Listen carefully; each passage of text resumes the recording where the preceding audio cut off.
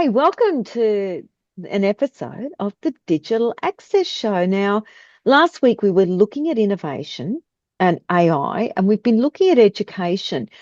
And what goes hand in hand with education, innovation, and AI for people with disability is assistive technology.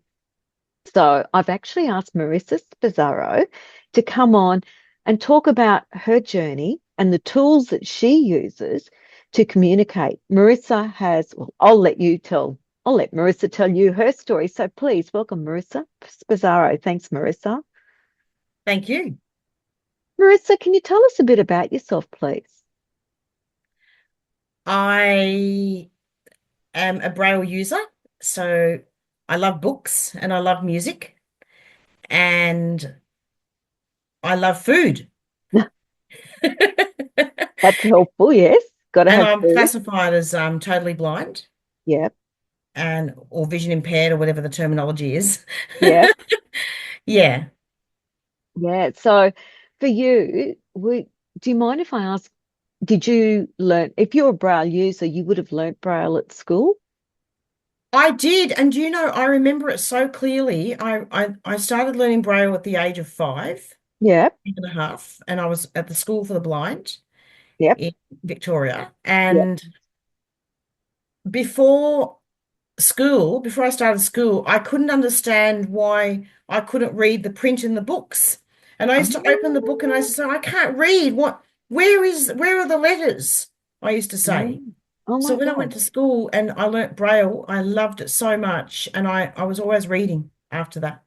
Yeah, and it's funny, isn't it? Because I lost my sight later in life and I never thought about, but no, unless, people of our age, I don't know what age you are, but people of my age, unless you had access to Braille teachers at a very young age, there wouldn't have been any.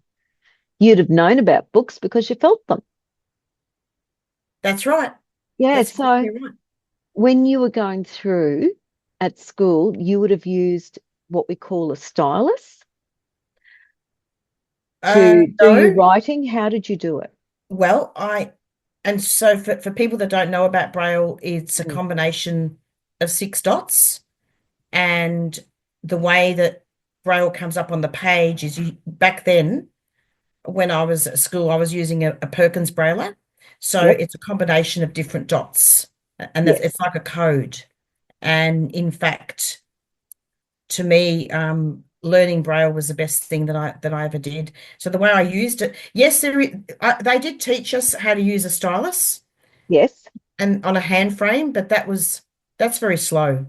A stylus is basically like a pen, but a pen Yeah. that makes dots in the paper. Exactly. And it was Yeah. actually really, really handy for jotting down numbers, Okay. phone numbers, things like addresses, things Yes. like that. I used to have a little address book and I used to jot it down, but you can probably tell how old I am now. But Well, let's face it. So, fast forward through, and you would have started using assistive technology Braille tools, I not the started using Perkins. I'm yeah, talking more electronic Braille tools, electronic. I started digital. using technology very late, Narelle. Oh, really? Absolutely. Because when I was growing up, there were no computers, there was Yep. no internet, there was no email, no mobile phones. Mm-hmm. And so when I went to and in high school, I had all my textbooks brailled, Yes. and it was very traumatic because I was told that when I went to university that there'd be no more braille books. So at university, I was using a braille typewriter, and I would stay up all night, Yeah. and I would I would write up all my assignments and chapters out of books on audio because I can't handle audio. Audio is very difficult. Yeah. And I was told that I had to accept it and get over it, that Braille was just too expensive and that I couldn't have it. And that's what I was told by a lot of educators. And so that made me very, very resistant to technology for a really long time. Yeah. And so I started using technology for the first time at the end of my university degree. Yes. And when I was at work, I was using Word Perfect. Yes. And that's actually a screen reader that it's pretty old and pretty outdated. And I was only using voice then, Yeah. and I became very anxious and overwhelmed using the voice. And Yeah. back then there were no braille displays. Oh, And okay. yeah, but currently I'm using a computer, I'm using JAWS, and perhaps you can define what JAWS is, Narelle.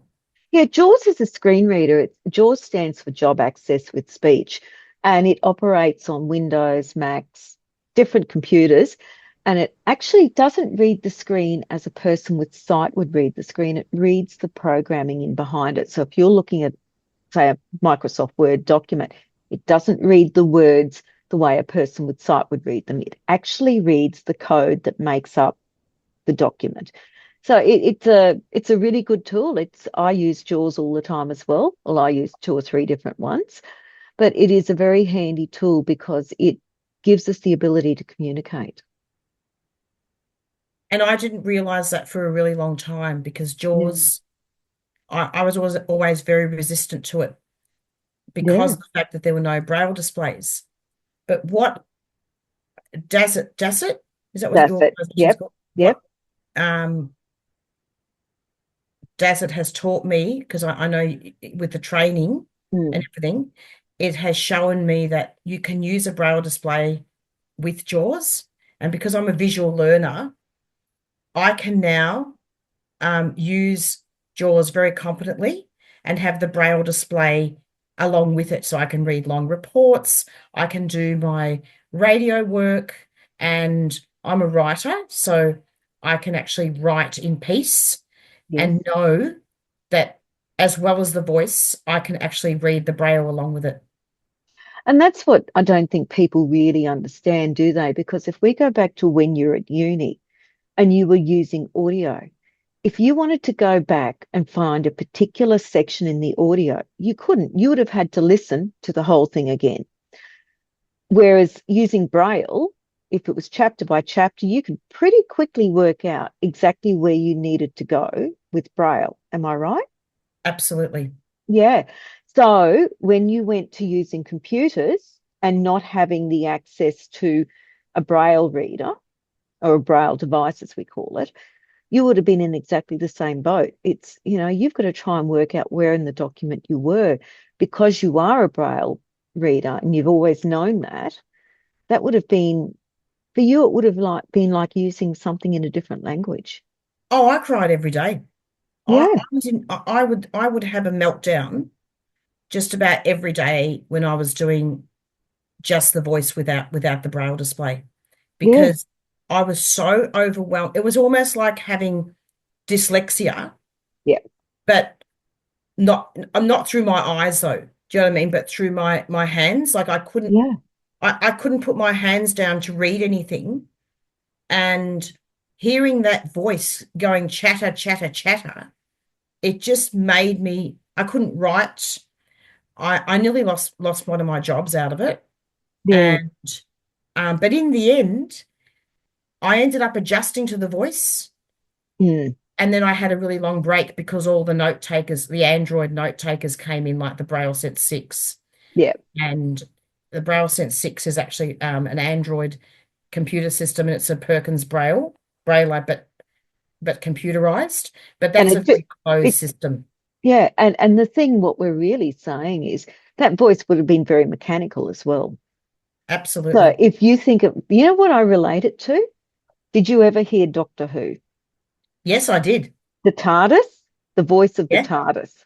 Oh, That. yeah. So if people could imagine listening to that constantly all Oh, day, and that's the only way you can communicate, it's but hard. now is different. Yeah, now it's different. So you're using the Braille Sense now, which is a device that connects to your computer like a Actually, keyboard.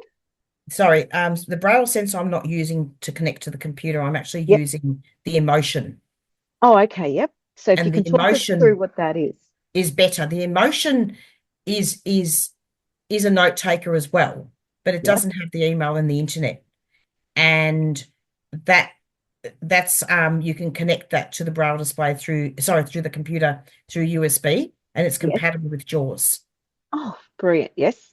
And that's the quickest way, I think.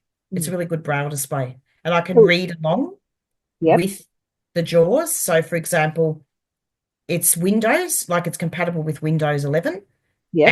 and I read along with the Braille as well as listening to the voice. So it's taking the place of the display, the monitor. Correct. Yeah. Now, with that, it you still use the keyboard as well, but Yes. yeah, Oh, the keyboard on the computer. yeah, Yes, yes, definitely. I think it's really important as a blind person to know how to type. yes, And when I'm actually sending emails, I don't actually use the Braille display. I will type. yeah. I will type my emails. If I'm doing a radio program and I need to edit something in Reaper, I won't use the Braille display for that. You can. I mean, I do use the Braille display just for very minor tasks, but if I'm doing something major, like sending emails or editing, I will use the keyboard, and then I'll read along with the Braille display. This is really interesting because really we're saying you don't have to pay for a monitor at all. You don't need it. No. That must be a bugger for other people that come into your house and think, oh, I'll just have a quick check of the computer. No monitor. Uh, that's true. Yeah, and I'm heading to that stage myself, but it is what it is. Now, if we talk about the Braille sense, can you explain what that is? Um, it's it's in front of me at the moment for people that Mm, can see.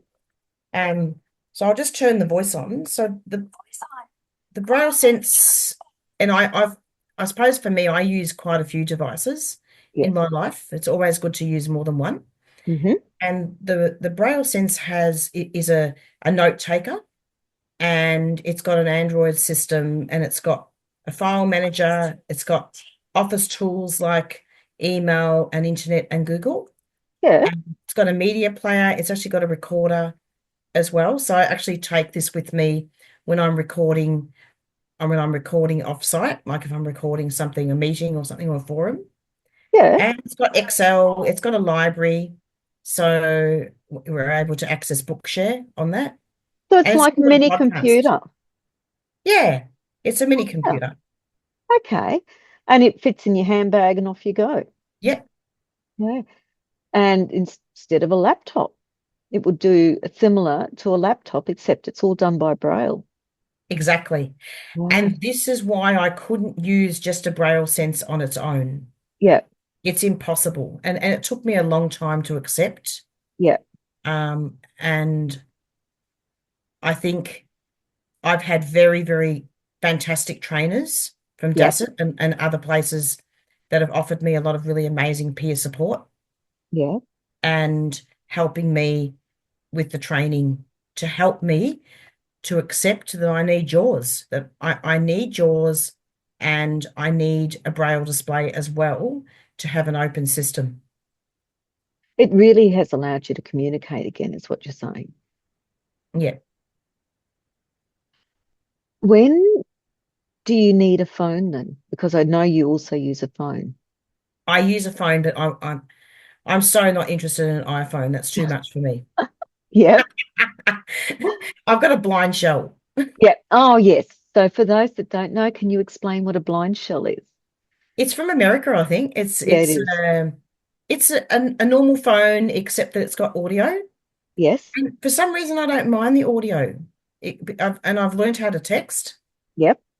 and it's all audio based.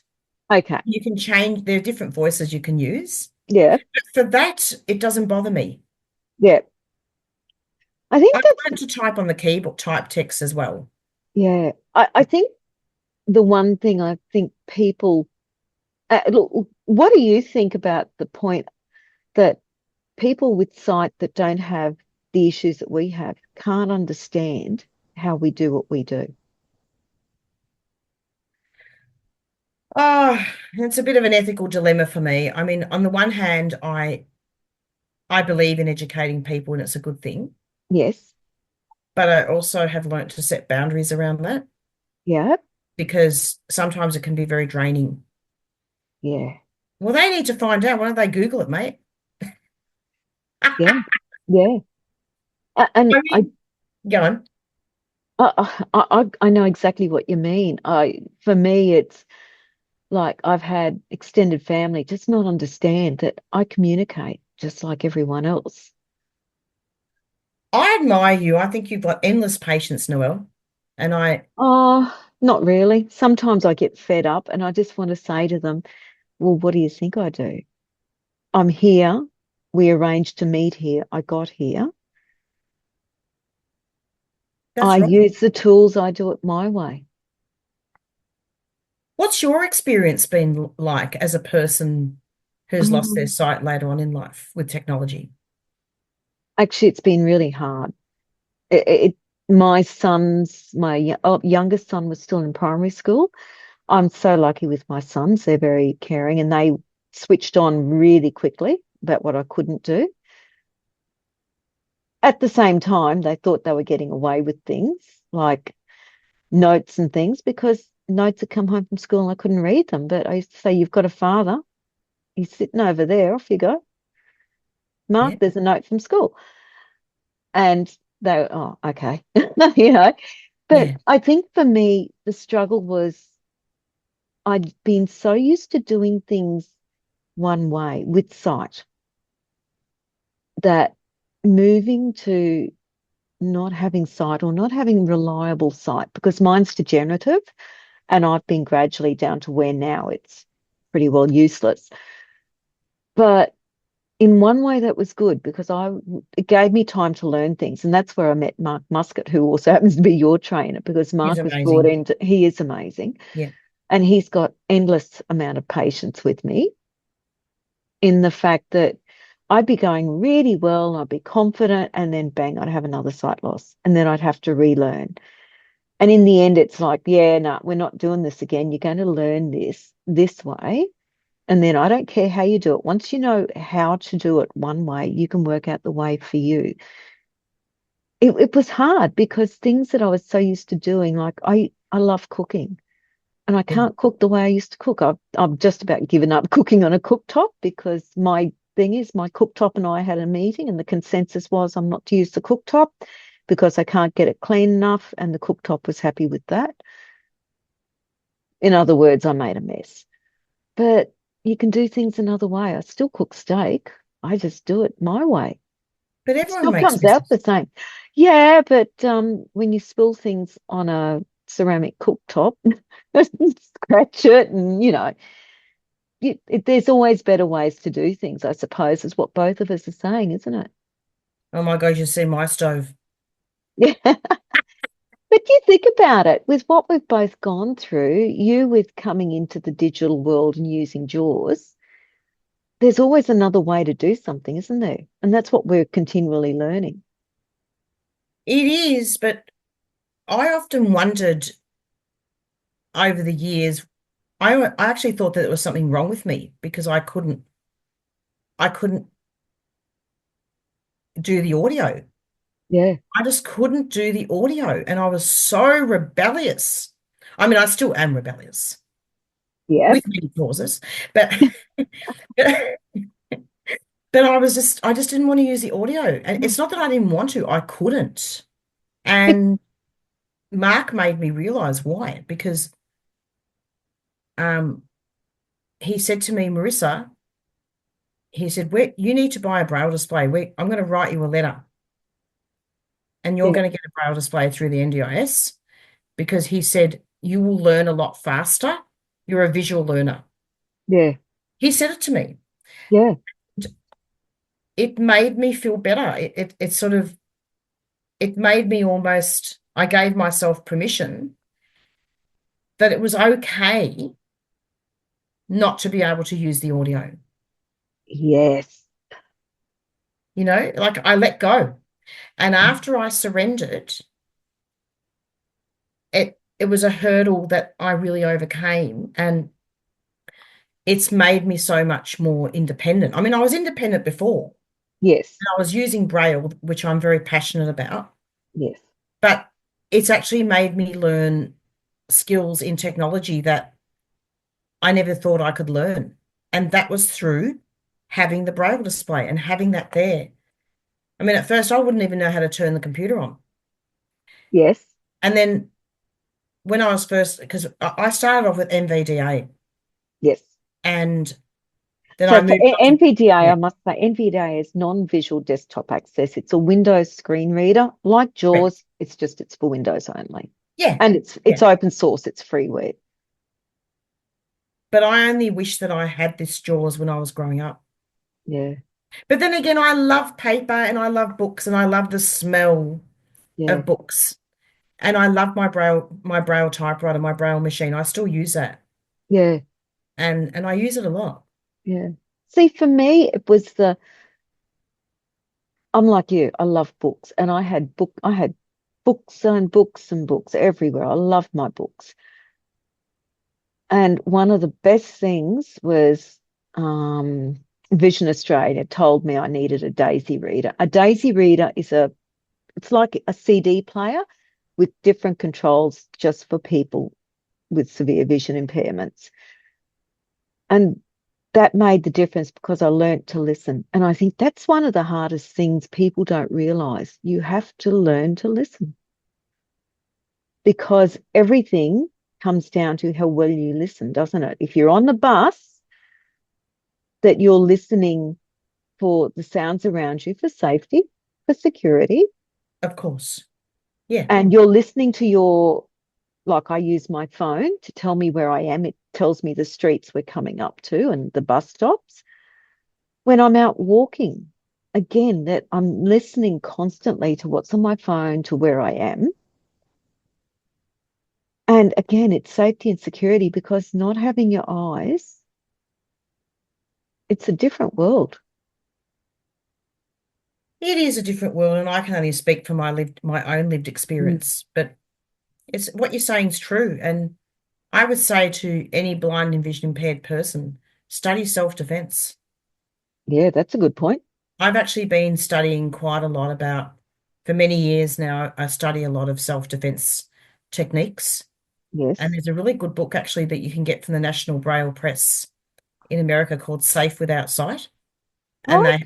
there's a lot of techniques that you can use with your cane in case one gets attacked.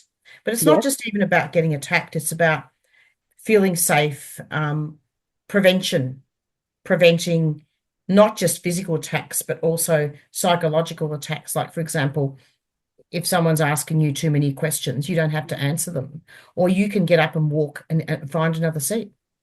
Yeah. You don't have to answer all those questions that people ask you all the time. Yes, it's good to educate people, but it's always good to study the environment around you and work out, okay, is this someone genuine or is it someone that just wants to just ask nosy questions, or are you being harassed? And Yeah. it's not about paranoia. It's about prevention. Yeah, I actually agree there too. And the thing is with the technologies that are coming, like have you got the Meta Ray-Ban glasses or any of those tools, or you going to look at getting them? No, I'm thinking of looking at it.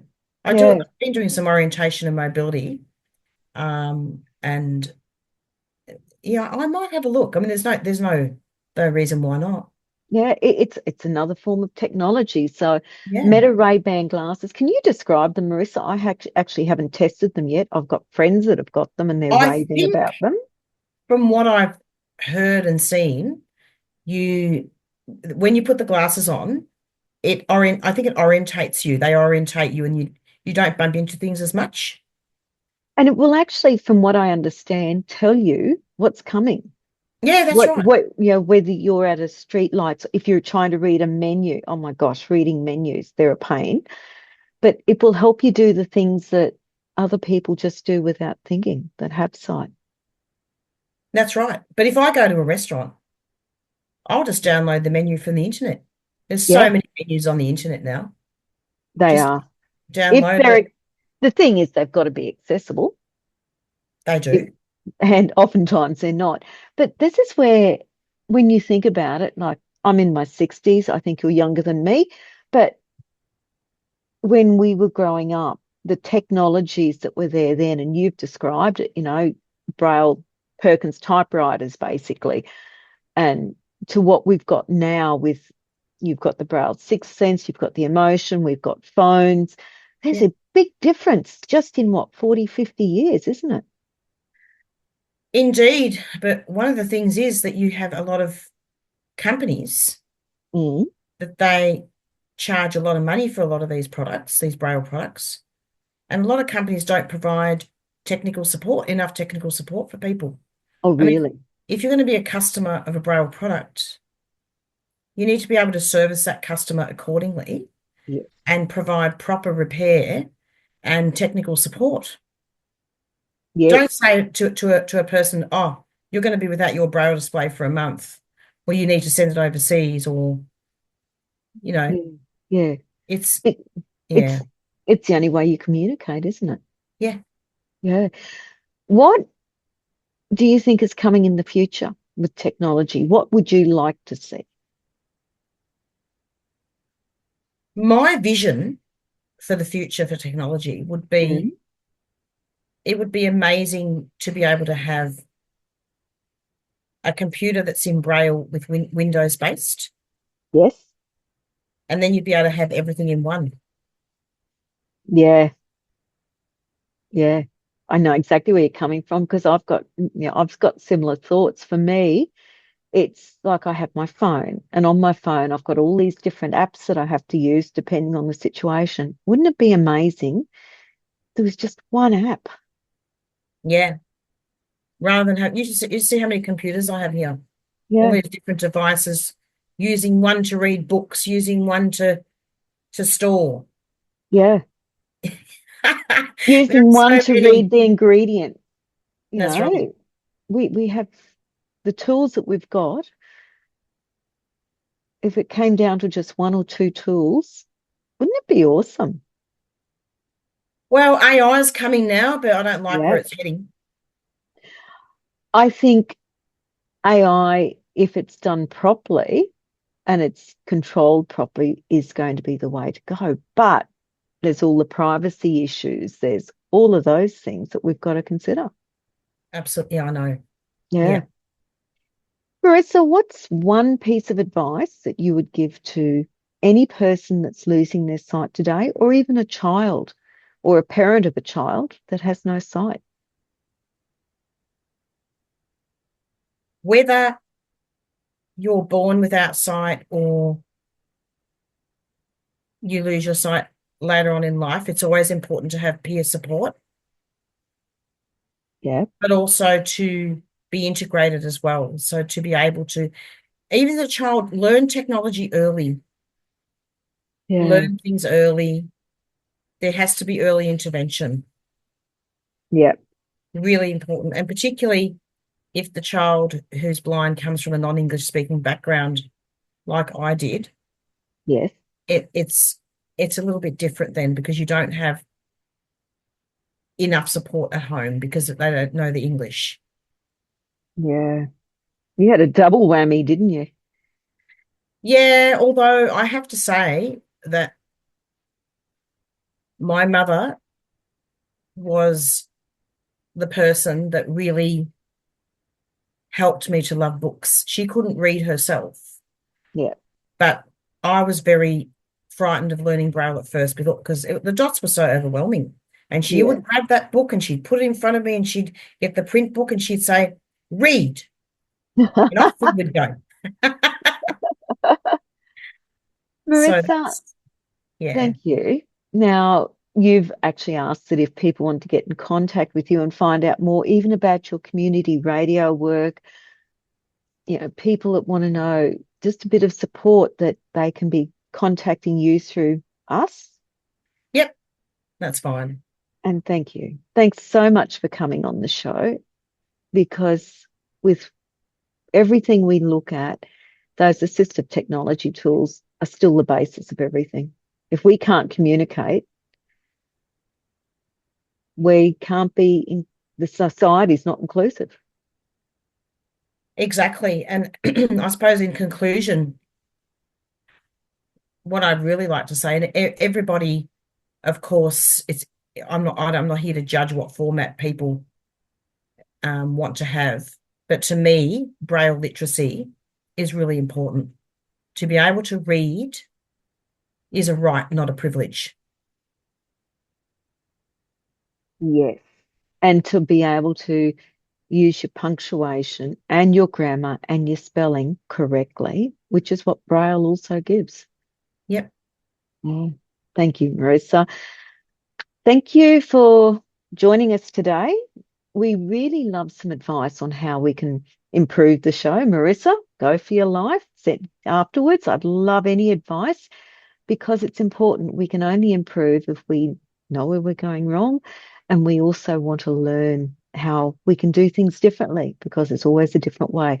So we will see you next week on the Digital Access Show. Have a wonderful week.